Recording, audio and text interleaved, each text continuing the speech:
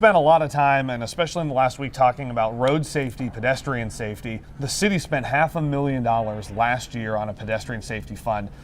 Some reporting that transportation reporter Pat LaFleur and I did this past week about crashes being up per capita between Columbus, Cleveland, Cincinnati. We have the highest per capita number of crashes, injury crashes, property damage. The only thing we don't lead in is deaths. We also pulled data over the past couple of years that traffic enforcement in the city of Cincinnati is way down, 63% down. What in all of this surprised you the most, Pat?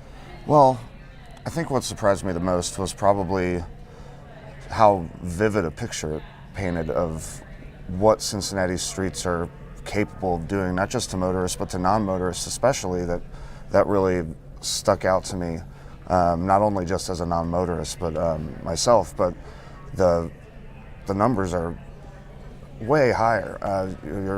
Last year, if you were a pedestrian, you made up 16% of injuries and deaths if you were involved in an accident or a crash, but you really only made up about 2% of all of the crashes that were even there. So to have that significant of a number coming out of such a small portion of the commutes made, that's something. And it seems way out of whack, and I'd say what surprised me the most on all of this was how the neighborhoods of Cincinnati and its east side, west side, it knows no bounds, how they're really stepping up and pushing City Hall to make some changes on this. We heard, though, some people want more enforcement. Some people want the traffic diets done on the roads and traffic calming. Where do you think this goes through 2018 and into 2019?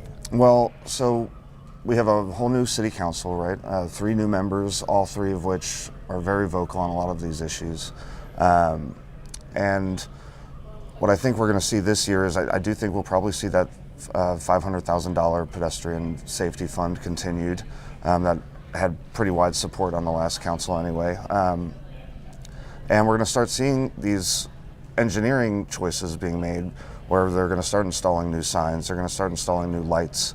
And as new road projects come to the table, I do think that designers are going to be more sensitive to these pedestrian and bicyclist issues. Yeah, the numbers don't lie, and obviously we're still talking with police trying to get their take on this. The reporting continues on Pat's end, on my end.